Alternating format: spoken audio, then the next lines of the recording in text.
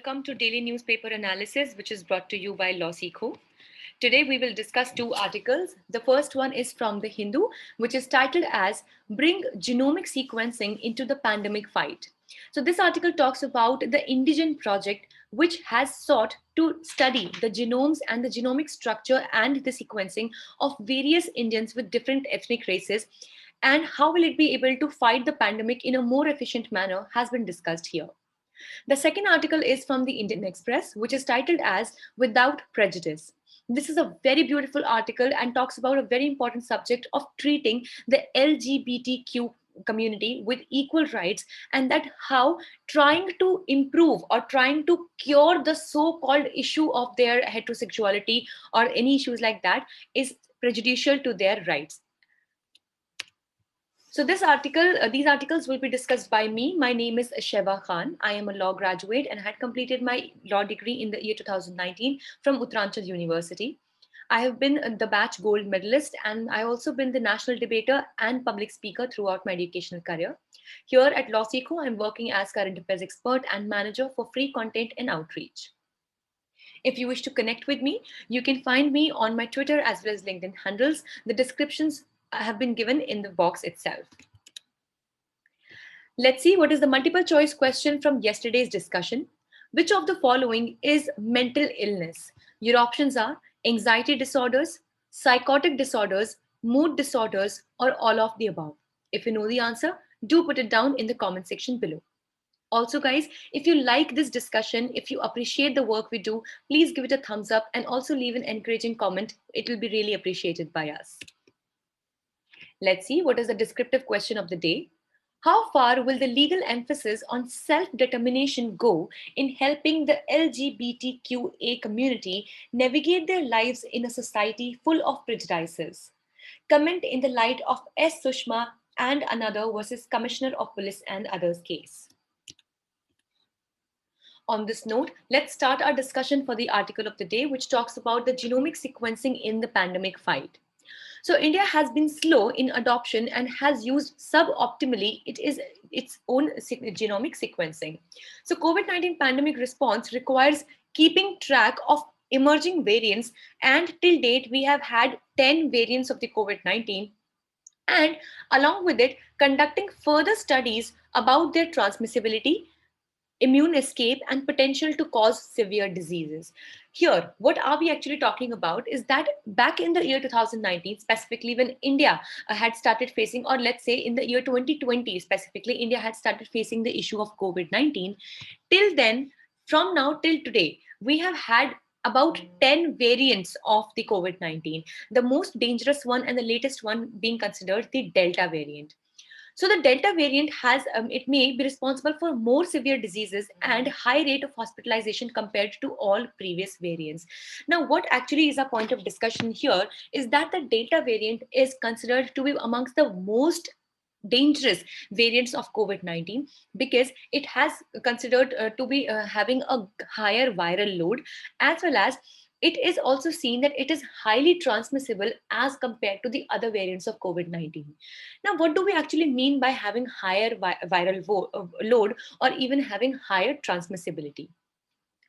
Let's say, for example, there is a truck that takes 100 kgs of any goods from one place to another. Now, there is another truck which has the capacity to take, let's say, 500 kgs of goods from one place to another. One was truck A and the other is truck B. Now answer it for yourselves that which truck, either A or B, has the capacity to take the higher load. Obviously, it is truck B because the first one could take only 100 kgs of goods, whereas the other truck B could take 500 kgs of the goods.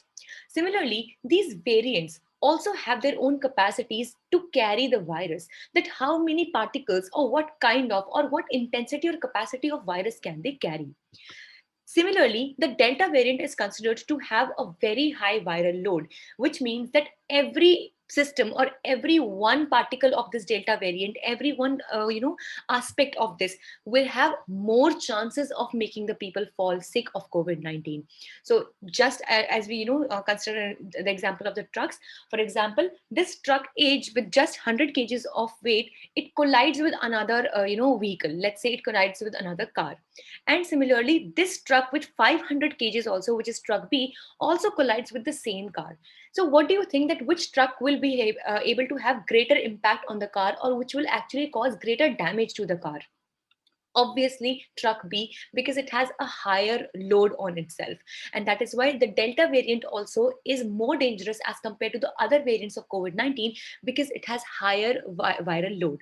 And if we talk about higher transmissibility, then obviously it is clear by the name itself that it means that this delta variant has greater chances, or it is more efficient in transferring itself from one person to another, one body to another, and that is why people are at a greater risk due to the delta virus. So I hope that by now you have understood that why delta virus is more dangerous as compared to the other variants of the COVID-19. And that is why the recent studies have said that if at all we are successful and we wrap it up, or we fasten up this pace of genomic sequencing, then it will be easier for us to understand the various kinds of genetic behaviors that different kinds of people have in the country. And thus, because these also hit on the body of the individuals, we will be able to tackle the variants or any upcoming variants in a more efficient manner.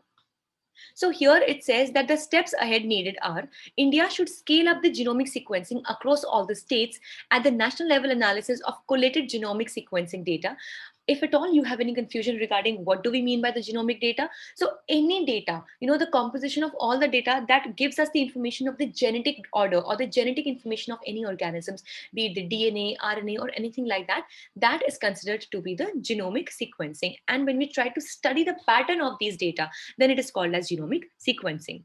So the Indian government needs to invest, plus it needs to support more scientific and operational research on vaccine effectiveness. See, the vaccine works on the bodies of the individuals, and that is why if at all we are able to understand that how well these bodies are able to receive the vaccines, or in what way do they behave after vaccines are administered to them, then definitely more effectiveness of the vaccine can be judged.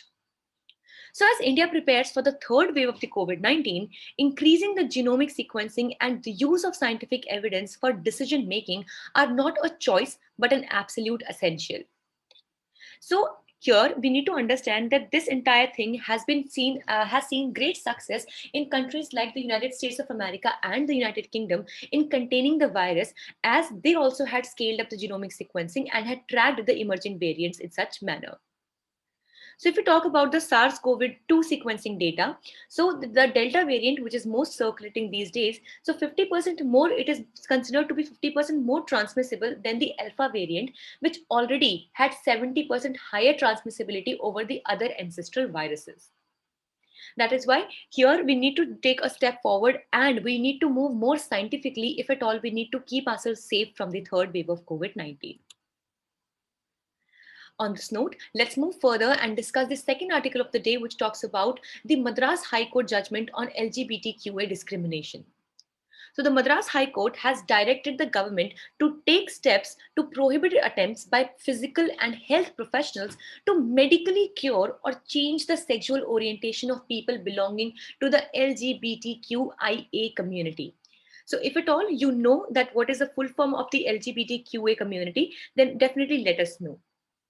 Now, here, one thing that we need to understand is that many times in various movies and various, web series, TV shows, etc., also, we have seen that many people think that being a lesbian, gay, or bisexual, transgender, or any of these communities, it is something to do with a medical problem. And they think that this is a disease which they can actually get cured from the doctors or any kinds of physicians.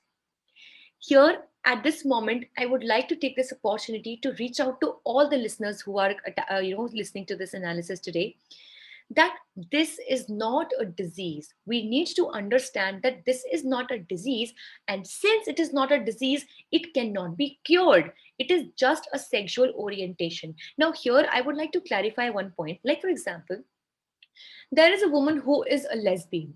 So it is not that there is something wrong with her gender. She is very much a female, and she's capable of doing anything that a normal, as in, when we say normal, as in the other person or an other female who is straight, or who is he was not homosexual, rather she's heterosexual. So biologically there is no difference between the two, be it a lesbian woman or be it a straight woman.